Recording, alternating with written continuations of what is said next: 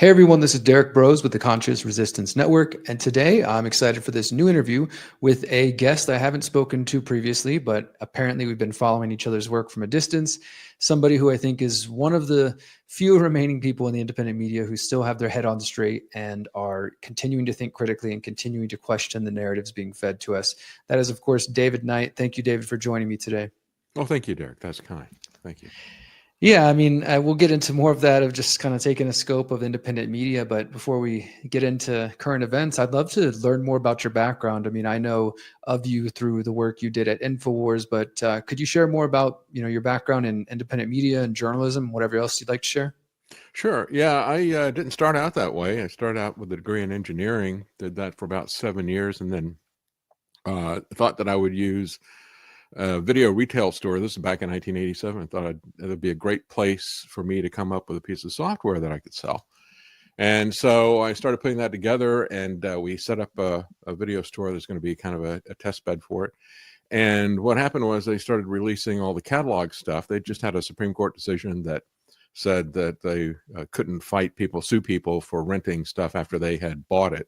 And so that opened up the floodgates, and they decided at that point that if you can't beat them in the Supreme Court, you can join them. And so for a few years, they opened everything up, and the business took off so fast that we just focused on doing software for our own business rather than going with some software that we're going to have to support. I knew that was going to be a hassle. It was difficult to get people to even think about a graphics user interface back in those days, if you can imagine such a thing.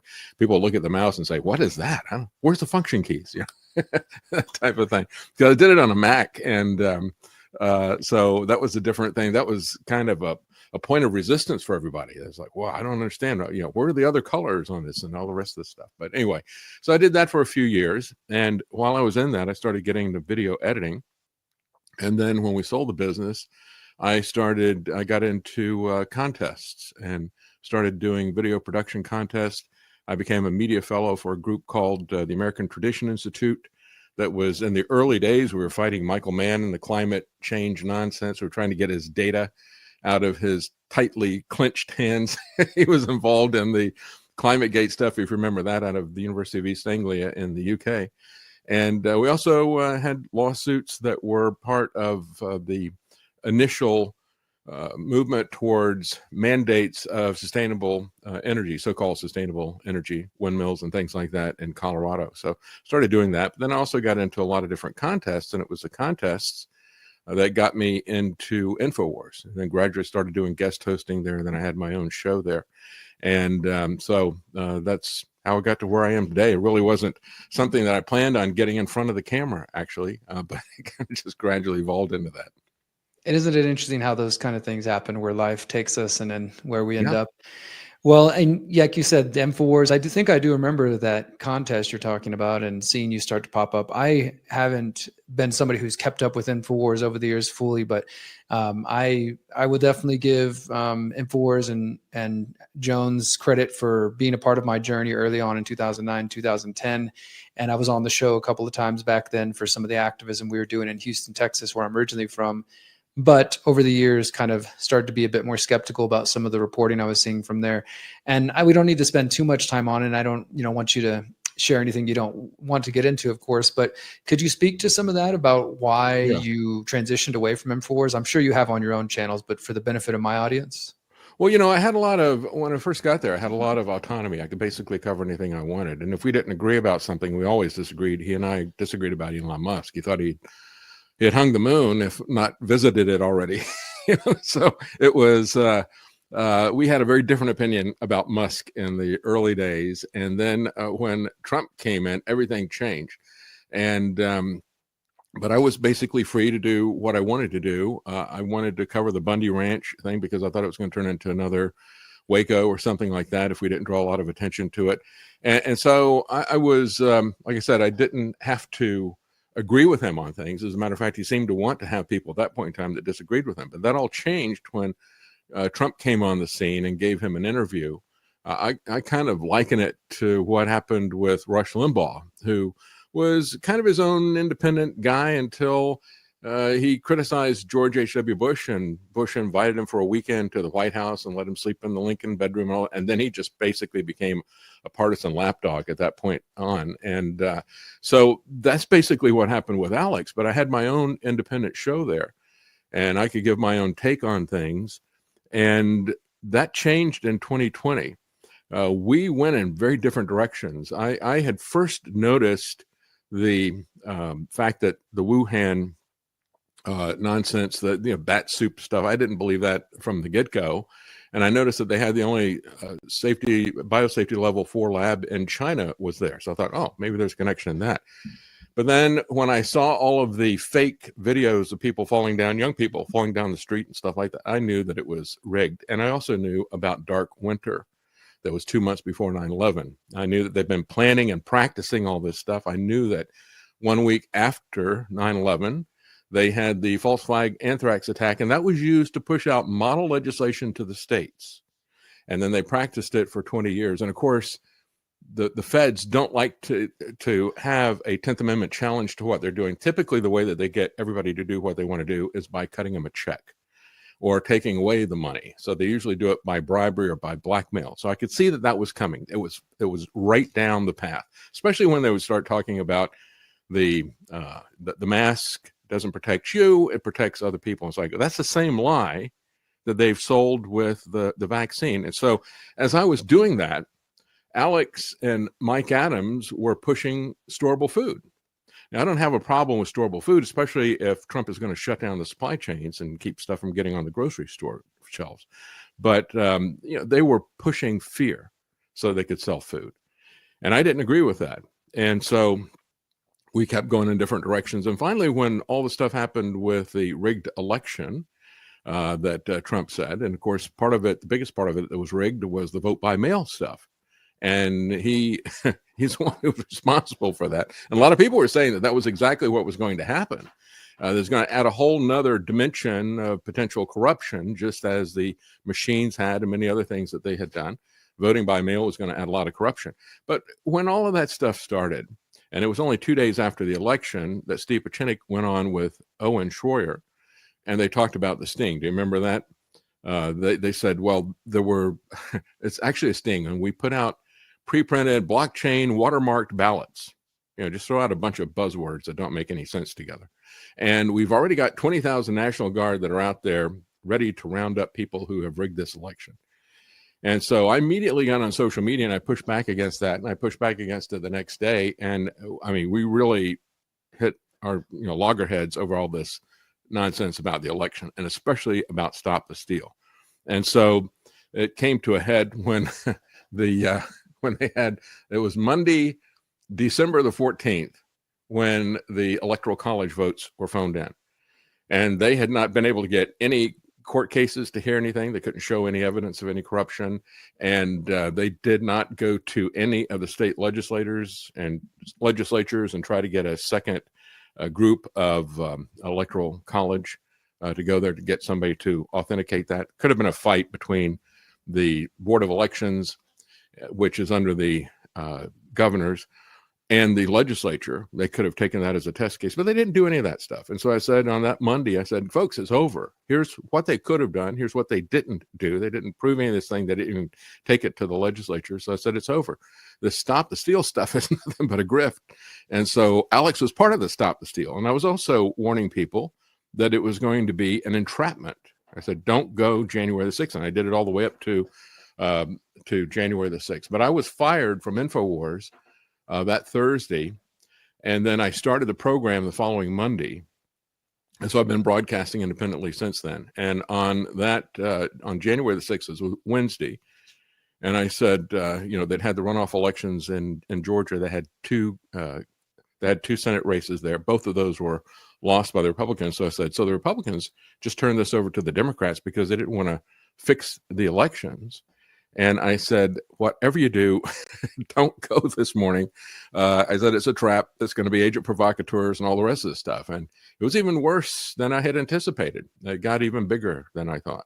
And they not only came after those poor people and weaponized it, and I feel sorry for them, even though they've been duped. Now, I've had a lot of J6ers who were pardoned and got out of prison. I've had a lot of them on the program because I think what was done to them was an absolute travesty. But they're still deluded into thinking that somehow Trump was on their side. He threw them under the bus. It was unbelievable what he did to his own supporters. It was, I think, nearly as bad as what Biden did to them. You know, I forgot about that whole thing about we've got the ballots marked and this and that whole conspiracy theory they were floating. I remember that one, though, among many other claims. And I want to get back to that with you. Well, let me just say, that was huge. That he got 4 million views with that. And even Rush Limbaugh talked about it. And the wife of Clarence Thomas sent a message to Mark Meadows, who was the chief of staff for Trump, and said, "Is this true? I certainly hope this is true." Well, there's no way that any of that could have been true. Not at all. They don't. The federal government doesn't print the ballots, and they didn't have quantum computing and all the rest of the stuff that there were these wild claims that were being made by Steve Pieczenik, and he's one of the best evidences that Alex is controlled by the CIA, is Steve Pieczenik. He was a guy who was involved with Henry Kissinger in Operation Gladio and the assassination, actually the murder. He was kidnapped and then murdered of Aldo Moro, the Italian prime minister. So let's talk about that then. I mean, is that where you kind of are these days? If you come to suspect, like many people, for numerous reasons, including Alex's associations, that whether he was from the beginning or was co-opted later, what are your thoughts on that? Or is he just somebody who is, like, again, many suspect, just sort of a victim of his own ego? Where do you stand on that? I think looking back, that's been the case for a long time. I mean, how many people do you know that have CIA members in their family? And I mean, it's when you get CIA members in your family and you openly talk about it, it's not a secret. That's kind of a red flag. And so there were a lot of red flags like that over the years. There are people like Steve Pieczenik and Anthony Schaefer and a bunch of other people Anthony Schaefer was one of these people who jumped in on that. So there was a lot of indications of stuff like that. But as I said, I'd been given independence to say what I wanted, and it was a large platform. And as long as I was not told that I couldn't say this and couldn't say that, I thought, well, I would work for CNN if they would give me a platform. I don't think I'd last too long there either.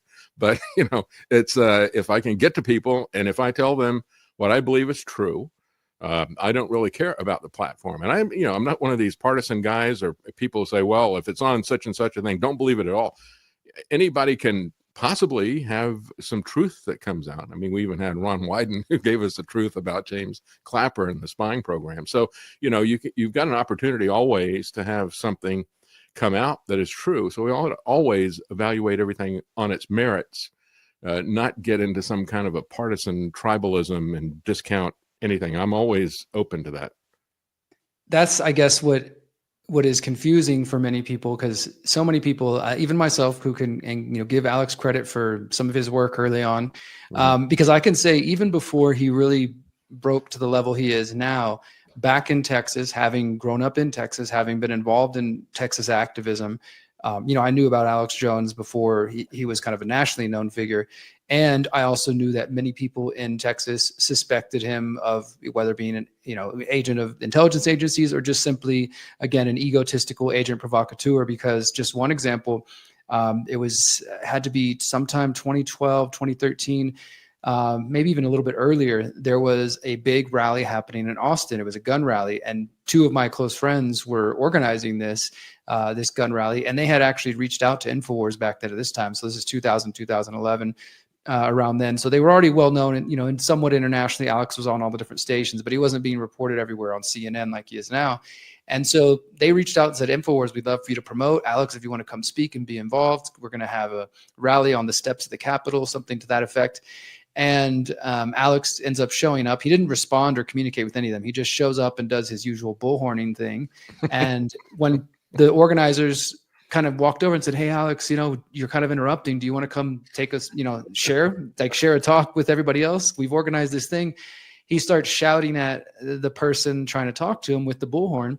And then the next day on his show, he reports that he was out there standing for gun rights when some communists came and they were trying to get in his face and stop him from exercising, just this whole thing. Yeah. So people who've been watching him for a while, especially locally, kind of knew like, all right, there's something not right with this guy. And then like I said, I'd been on the show a couple of times. I met Aaron Dykes back in the day, you know, when he was on. He's another Aaron and Melissa, Kurt Nimmo, others who have come and gone like yourself, who I think have eventually kind of maybe seen some of the things you're speaking about here. But it also is, you know, you mentioned like the election, the Stop the Steal.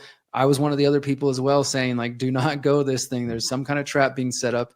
I want to get a little deeper into that because, as you said, there's still people, even J6ers, who may have their feelings about like, you know, we were prosecuted wrongly by the Biden administration, who still can't see how Trump played a role in the whole thing. And, you know, I look at, what was it, Sidney Powell and so many others. I mean, there were so many people making money off this situation. And, yeah, what is your general assessment of it? Because I tend to agree with what you were saying a moment ago. I mean, I think all the elections are rigged for the most part. They've had electronic voting machines. I think there's probably some screwy stuff that goes on every time. But what I found telling is that every single case that the Stop the Steal movement, and so many people made a lot of money raising millions of dollars off this, trying to fight it, that all the cases were thrown out. And of course, you could just argue, well, that's the deep state, corrupt judges, et cetera. But it seemed like at least the angles that they were trying to bring it, as you were kind of mentioning a moment ago, were just destined to fail from the beginning. Like how much of that movement do you think was truly trying to get accountability, and others was just people capitalizing on, you know, people who are disenfranchised? I think there were some people who were sincere in it. I would put Mike Lindell, the My Pillow guy, in it. I think he's paid a big price, and I think he sincerely believes this stuff, and I think he hasn't got a clue about what's going on, you know. But most of the other people, whether you're talking about Alex or Roger Stone, I mean, Roger Stone, he had a documentary team following him around, basically showing what he was doing, and at one point he said, this is going to be great. We're going to raise so much money off of this. It's going to be like falling off a log. I mean, it was about the money for these people. You look at Trump, he made like $250 million with this Save America thing.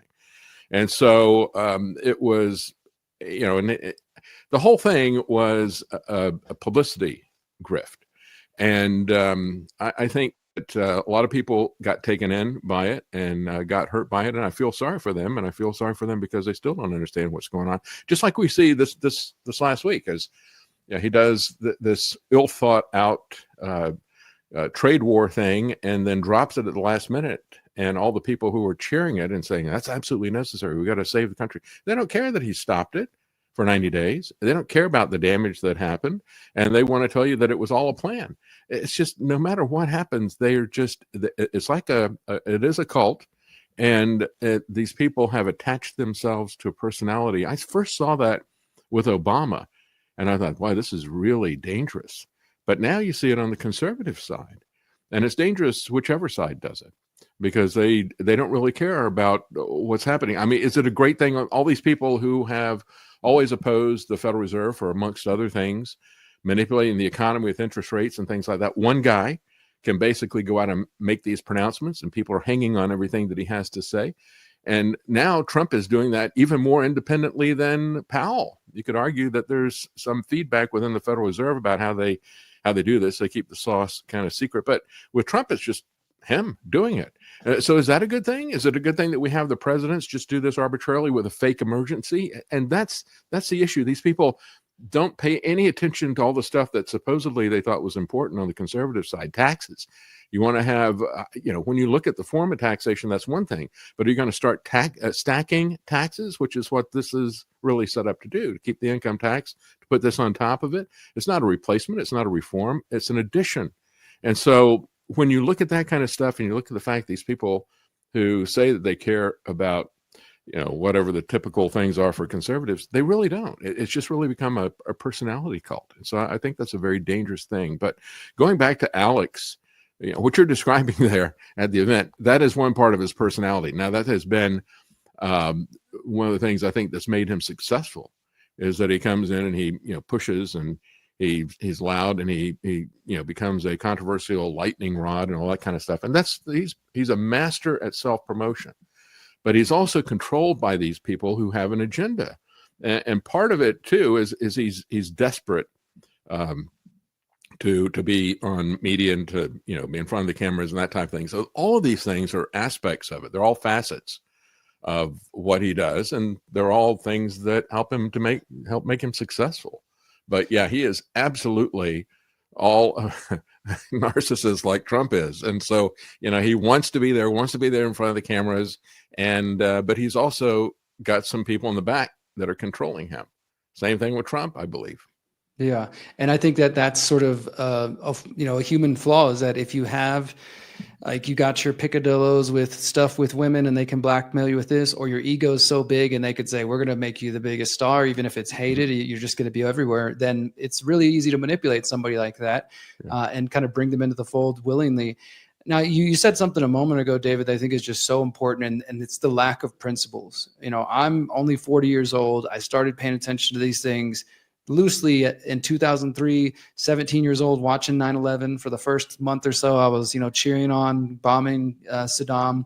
Then I became very anti-Bush. And the only time I ever voted in my life was 2004. I voted for John Kerry because I was still in that left-right paradigm and figured, well, if this guy's all about war, then I guess the other side's the answer. But it didn't take, a few years after that, especially, watching Obama. I was actually interesting. You mentioned Obama. I was watching some of his old speeches last night, and just how well spoken he was and how well they fooled so many millions of people, because this guy was able to come in and say, we're going to undo all of this horrible thing that Bush has done. We're going to get back to the Constitution. We're going to end the spying and the war and everything else. And then immediately making excuses, and the people following them making excuses. And this practice has just unfortunately continued on now. And so I think the root of it is people lack principles. Whether you consider yourself a liberal, progressive, conservative, that people, whatever it is that they think they believe in, whenever the person that they've invested in, they feel attached to that character. And then when that person does the exact opposite of these principles they claim to hold, instead of holding tight to the principles, they often abandon principle and hold on to the person or the party.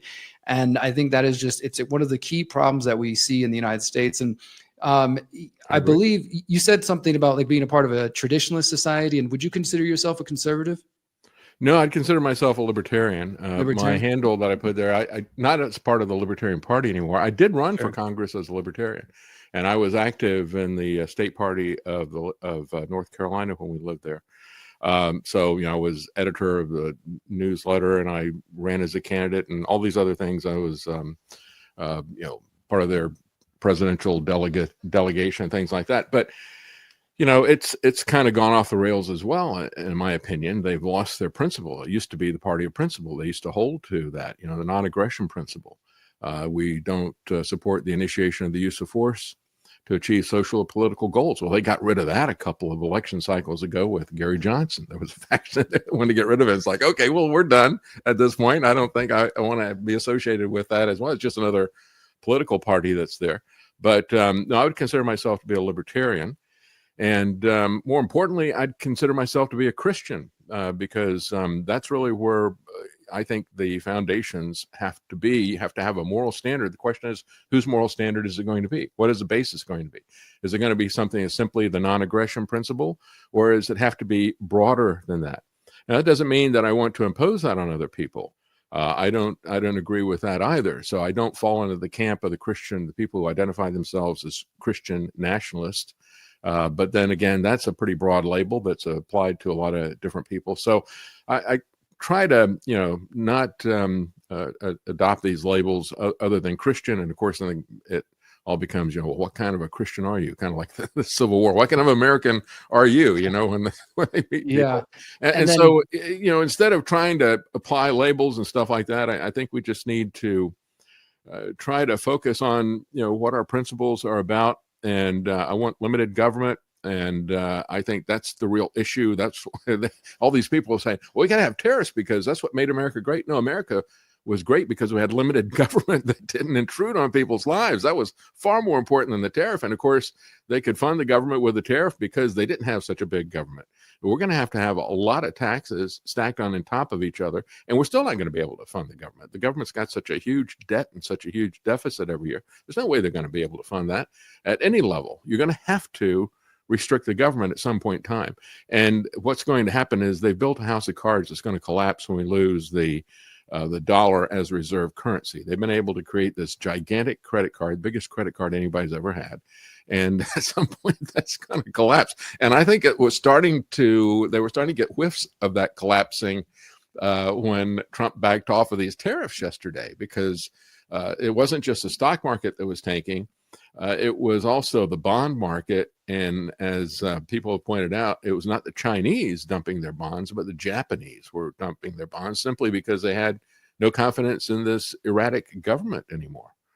So. Yeah, and to make matters worse, now Trump is doing the first ever $1 trillion defense budget. I mean, this is like you said, this is a house of cards that simply can't last. And you mentioned being a Christian. For me, I think as a libertarian, as a voluntarist, that Christianity and those philosophies seem to align very well, especially because if you don't put your God, your creator, anything else above that or before that, including and especially government, it just seems to make sense to me. But we're also seeing in the broader, and of course, there's a lot of different types of Christians, as you mentioned, but in the broader, say, right-leaning Christian community who are behind Trump, many of them turning a blind eye, let's say, to the crimes of Israel, or turning a blind eye to just the ugliness, which I would think would be a very anti-Christian sort of, character and mentality that Trump portrays himself as and carries himself as. Is that something that you see in, from your perspective as a Christian as well? Do you think that's a part of the problem too? Is that it's not just a huge part of the problem. Republicans, conservatives. Yeah, you have to have people with character. And I said this about Trump. I said, and I had said it privately, but I said it publicly when he said, well, fortunately, I can do gun control myself, with the bump stock. Now, that wasn't important, but the principle was very important. The bump stock itself wasn't important, but the principle was very, very important. And I said, so when I was commenting on that, I said, so you really thought that a guy who took an oath to the Constitution meant it after he had divorced his previous wives over and over again, and not just divorced them. I mean, divorce has become very common in our society, but to publicly humiliate his former wife, and to do it not once but twice. And so that is a whole new level of no character. and we've seen that from Donald Trump. Was famous for that. And even in the 90s, when we had our video stores, there was a movie that came out called First Wives Club. And they did that in response to the way that he had treated his first wife. And so he's been kind of notorious about all that kind of stuff from the very beginning. And I don't believe that somebody who will treat the person who's closest to him, he's not going to obey the Constitution. And this is something that is very dangerous. This is one of the things about totalitarian societies that you see, or any society, but especially the totalitarian societies. It's very clear they want to be God. They think they're God. They want to be omnipotent. They want to know everything about you, omniscience, and they want to be everywhere in your life. And now they've got the technology to make that happen, which is really scary. But you can see that with all the different communist or fascist or what, all these different stripes of totalitarianism. You can see these people think of themselves and act like they are God. You can see it with technocracy and the technocrats and so forth. And so that's a key thing. I think that everybody gets very scared if somebody says, well, I'm a Christian, I've got Christian beliefs.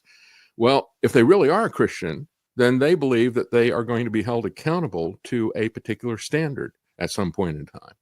And these people who think that they are God don't believe that they're ever going to be held accountable. And if they've got a lot of power as a leader of a country, in most cases, they're right. They're not going to be held accountable to somebody. So then all restraints are off of those people.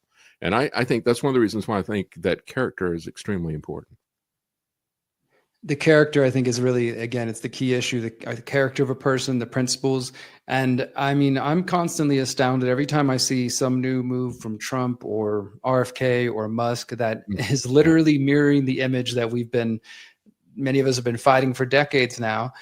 The excuses that roll in, just give them more time. He's just playing the game. He has to say that to get into office, et cetera, et cetera. And every time I think like I couldn't be surprised anymore, they surprise me once more, and not in a positive way. When they say that the end is going to justify whatever means I have to do, well, we're done at that point. I mean, that has been the hallmark of every totalitarian government. And to say the lies that they tell themselves, like, well, okay, I have to bow the knee to the vaccine people in order to get this position at HHS. So let me do that, because I've got some bigger fish to fry down the line. At some point, I'm going to take a stand against this stuff. Well, guess what? Every time you compromise, it's easier to compromise the next time. And you keep telling yourself that there's going to be some point at which there's going to be a hill I'm going to die on. But no, they start down this path of cowardice, and they keep making that cowardly decision every time it comes up again. Yeah, I mean, just last night, just in the last 24 hours, RFK said for now, I think the third or fourth time, people should go get the measles vaccine. And I was told whenever I was sharing clips of his confirmation hearing, which I think that there's just despite all the social media and everybody seemingly paying attention, there does seem like there's still so much that people miss out on or choose not to pay attention to, with Trump, with Jones, with RFK and others. Mm-hmm. And in his own confirmation hearings, RFK said, yes, I do support the childhood vaccine schedule. Yes, I support the MMR vaccine. That to me was right. You know, it's like this guy's been writing about this, talking about this for years. And I was again told by people, well, look, he's just playing the game. You don't understand politics. He has to say that to get in there. Okay, fair enough. Fine. Well, now he's in there and they've got pretty much control of everything. Why wouldn't he come out boldly and say, look, we're going to go ahead and expose everything that we know because I know the science, because I've been writing about it and talking about it. And instead, you know, I'm just constantly told he has to protect himself and he's afraid that, you know, he's going to be the third Kennedy to be assassinated. Sure, maybe, I guess so. But it just, to me, overall points, like you said, the compromise after compromise after compromise. And then before you know, people look around and it's not the same person again. And I just don't understand. And maybe it's just my own naivete being, you know, kind of young on this journey, that humans, like when I was younger, I guess I looked up and I thought that people were more principled, you know, as a young kid looking up at adults and thinking you like, okay, I've been told that, like, hey, you Derrick, you know, you're supposed to not lie and you do, you know, stand by your word and these sort of things. And I remember my mother, you know, telling me at a young age, I don't care if a pastor or a priest or a principal or a cop or anybody tells you to do something. If you know it's wrong, don't do it. I won't be angry with you. And that stuck with me since I was a young child. And I guess that's something that I really took to heart, only to find out later that it doesn't seem like much of the world has those same kind of values. And that's not trying to boost myself up. I thought, and I know that other people are capable of this, but it is, you know, disheartening every time to see people who I know are good people in many ways continue to allow themselves to be dragged down by this machine. And I think that's what it's really about, you know, whether you think about it from a spiritual perspective or otherwise, that you're participating in this evil and you're being pulled into it. Every time you make an excuse for these people, every time you compromise yourself to be a part of that party or to be a part of the team or whatever it is, it's definitely disheartening. But it's like an addiction. You know, you can have a drug addiction, you can have a sexual addiction, and one of the things that I think, you know, the problem that the general public has, ordinary people who live there late, they work, they've got families and so forth, and they can't believe that anybody could be evil enough to do fill in the blank, right? And yet there are people who are evil enough to do that. I mean, we can't understand a serial killer who wants to go on the top of a building and start shooting innocent people. I can't understand the tranny killer in Nashville who could walk into a school, look a 9-year-old kid in the face and shoot that kid in the face. I just can't believe that. But there's evil out there that you cannot imagine. And there's also technology that you can't imagine, that you haven't seen yet, that they have. And so the big mistakes that we make are that we can't believe that anybody could be that evil. We can't believe that technology could be that powerful. And we keep making those mistakes over and over again. And you talk about, you know, we were talking about Obama earlier. I remember Harry Belafonte at the end of the term of Obama. Now, Harry Belafonte was a liberal. He wanted Obama to do more liberal things than Obama had done. But what he said at the end was, he said, I don't know who this guy is at the end of 8 years. He said, I don't know who he is. We projected what we wanted him to be onto him. And I thought, that's really true. And that's really what's happening. And that's happening on both the left and the right. And it happens with a lot of people. And even when we look at people who are doing horrific things, we project our morality, our sense of morality onto them. Like, I can't believe somebody would unnecessarily start a war. I can't believe that somebody would pull down a building, you know, with 3,000 people, kill 3,000 people or whatever. And yet you look at these shots. I was just talking about it today. Even according to the VAERS database, Trump's shots killed 38,000 people. And that's not talking about the 250,000 people that have been harmed. And that's just in the United States. And so you look at this and the scale of this stuff, it's just astounding. And yet like Stalin said, if it's a million people, it's just a statistic. It's not a tragedy unless it's just one person. And so when we pull back and we look at the aggregate stuff, we just can't imagine how evil this is. And we want to project our normalcy onto these people, and they're not normal. There's something seriously wrong. That's a great point. I do think there's a lot of this projection going on. And let's shift gears here for a moment. I want to get your opinions and your thoughts on I kind of touched on earlier with the anti-Semitism. I mean, it's coming at us multiple ways. We got the RFK and HHS declaring anti-Semitism a healthcare emergency. We've got, them going after universities and not just in terms of going after students, but I think this has been one overlooked area is that people don't really understand that the executive order that Trump did for the campuses is not just about we're going to target students who are, in their words, pro-Hamas, but it was also about trying to take the funding and basically hold it hostage and use that to force these universities to push education that's more pro-Israel, and that is, to get rid of quote unquote anti-Semitic education. Now, surely we all understand there are problems at the institutes of higher learning, and there's definitely lots of propaganda and, courses that are probably just waste of time and money.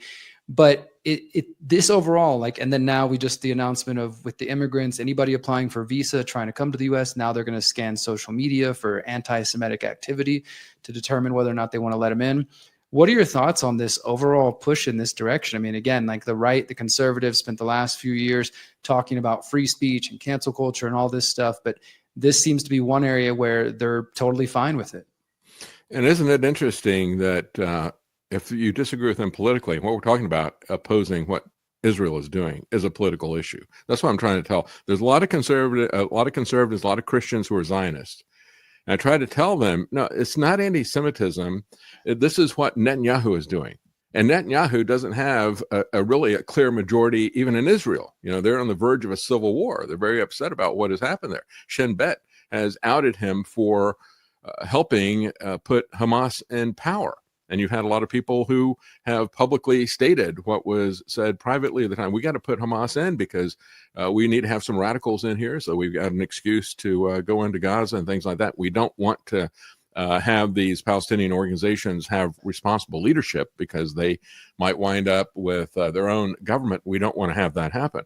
And then you also have Qattargate, where it turns out that they were giving money through Qatar to Hamas. And so this is all breaking inside of Israel. So what does it mean to be anti-Semitic? What is Israel? Is Israel a political party? Is it an ethnic group? Is it a religion? Because we have divisions in all those types of things. There's plenty of political divisions, ethnic divisions, religious divisions, even amongst the Jews in Israel. You've got the ultra-Orthodox who don't want to have anything to do with the political, even with Zionism, right? They look at it and they say, well, we believe that God is going to give us the land, but we believe he'll do it miraculously, and we don't have to do it ourselves. And so we're opposed to what you're doing to make this happen for yourself. So you have all these different divisions there, but it's fundamentally political. And that's the thing that really bothers me, is that what Trump is saying, because he's owned by these people, because he's bought by them, and that's a matter of public record. And he's even said it, Israel used to own Congress, and rightfully so, he said. Well, they certainly do own him, and I think Congress as well now. But when you look at what is being done in terms of coming after the First Amendment, well, that's war, in my opinion. That is what they only have. The Constitution has been completely shredded and burned to bits, okay? Nevertheless, they still swear to uphold it as a condition of their office. And so the key thing, and one of the reasons why I talk about the Constitution, first of all, I think it had a lot of very good things in it, especially, though, the Bill of Rights, which is what they're coming after. But it also tells us that if these people are going to violate their oath to the Constitution, they don't have any legitimate authority. And so I think that's an important thing for us to understand, how illegitimate they are. But it bothers me to no degree to not only see our politicians thumb their nose at the First Amendment, free speech, and that type of thing, but then to do it at the behest of a foreign government, and to do it for political purposes, and to do it for purposes of getting the land, and on and on. And so, yeah, that bothers me a great deal. And I think when we look at where they're going with this, it is, as soon as you criticize them politically, what did Ben Shapiro and the other people who are Zionists, what did they do? They played the racism card. Isn't that exactly what the left has done?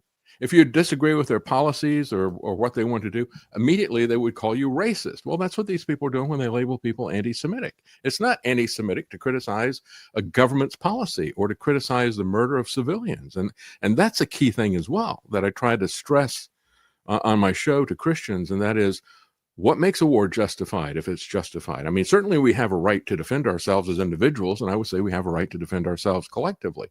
But in order for it to be justified, going back to Augustine, he started creating the theory of a justified war and say, okay, you've got a right to self-defense, but only if you are attacked first, and only if you try to minimize and limit the violence, try to not target civilians, and if you cease doing it when it is no longer, a winnable thing, or you don't get into it if there's no chance of success or whatever, even defending things. So there's a lot of different moral issues that are completely ignored. And these, by the way, are the same moral issues that we have if somebody breaks into your home. If they're coming at you, you have a right to defend yourself, even lethally, right? But if they've grabbed your television set and they're running out the door, you don't have a right to shoot them in the back at that point, because now you're not at threat for your life. And so there's a proportionality involved there. But since World War II, we have deliberately targeted civilian populations. The U.S. has initiated wars over and over again without being attacked. And so all of this stuff, all of these principles are ignored, but they're principles that are important, and we need to keep talking about them, and we need to try to see if we can bring them back. Yeah, absolutely. You mentioned Christians being Zionist as well as others. I mean, obviously any person can be a Zionist, but I always find it particularly interesting, the Christians and those who are followers of Christ and the Bible, this is an argument I've heard, you may have heard it, and I'd love to just get your thoughts on it, that they equate the biblical or historical Israel with the current Israel. And so thus God said, these are the chosen people, we need to protect and defend them at all costs. So, stand by Israel, wave the flag, no matter what they do, because the Bible said so. What are your thoughts on that sort of argument? Well, that goes back to, that was not the position of Christianity for thousands of years, but it goes back to the early 1800s. There was a group that came up with a new theology, Dispensationalism, and it was popularized in the late 1800s by a guy named Scofield, who published a Bible with his commentaries there. And it's in those commentaries where he came up with that idea. And he had some Jewish backers, interestingly enough. They could see how that was going to work to the advantage of people who wanted to go back and physically take over the land that had been Israel's in the past. And that's what we mean by Zionists, the people that wanted to go back and reoccupy that land. And so that has really held sway through the 20th century.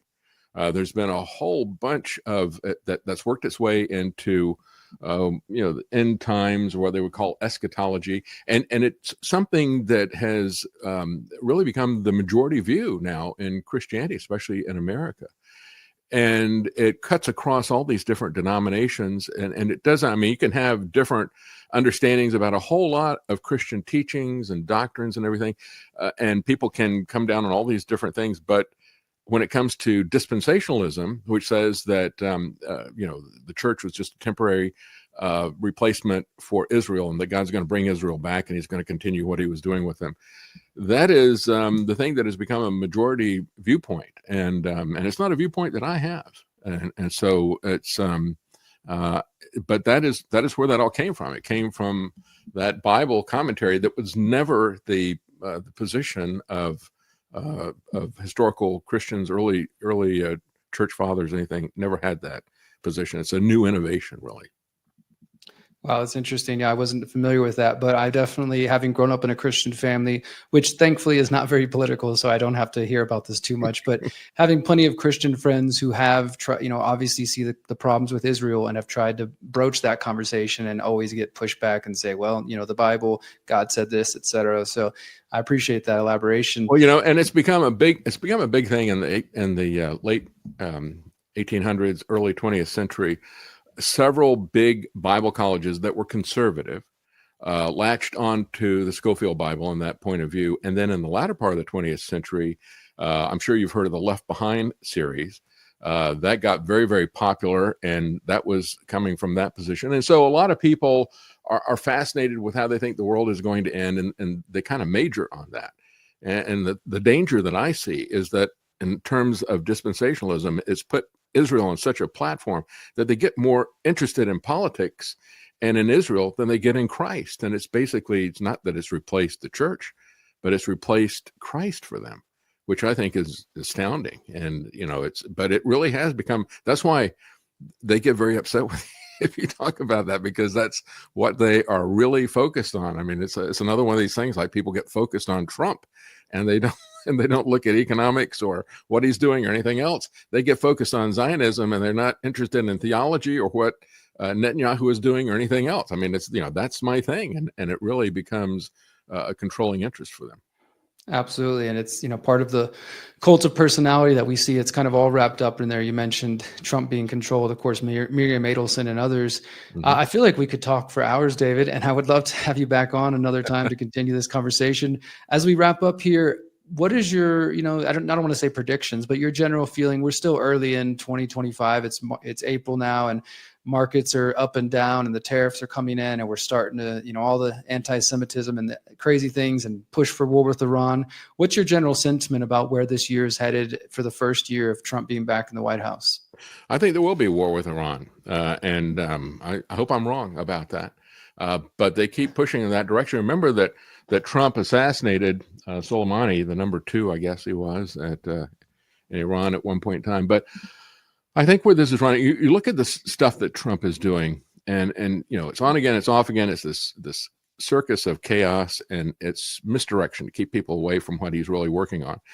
And I think what is really central to this, and I think we got a glimpse of it with him pulling back on these tariffs, and that is the bond market. If you look at stable coins, and of course, Lutnick is very deeply into stable coins and Tether.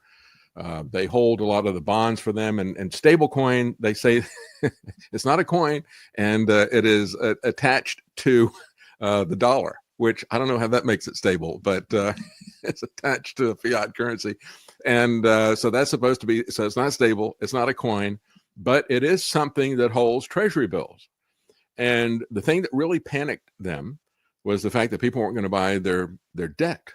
And as the debt gets bigger and bigger, and people lose trust in the American government for whatever reason, especially because Biden is weaponizing the financial system, Trump is weaponizing the financial system against them, they're going to move to a stable coin, I believe. And it also has the advantage for them of digital currency. Even though it's not a central bank digital currency, again, it's another dodge to get people to think, well, it's because it's not a central bank digital currency, we don't have to worry about it. No, it's not going to be private. They'll be able to see everything that you do on the ledger, and they will be able to, through smart contracts and other things like that, stop you from being able to do certain things or spend money, or they can financially deplatform you. And so I think we're also going to see some kind of a stable coin by the government. And the third thing is that Trump and his cronies are going to make a lot of money off of this thing by doing it privately instead of through the central bank. So that is something that really concerns me.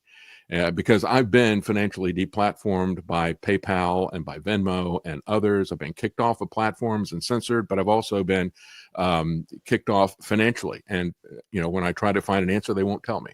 Said, I spent 2 hours on the phone with a guy at PayPal. And he said, well, all I can find is this order says, remove this account, ban this account or whatever immediately, and no reason given. So I understand what that's like. And I think that's a very, very dangerous thing.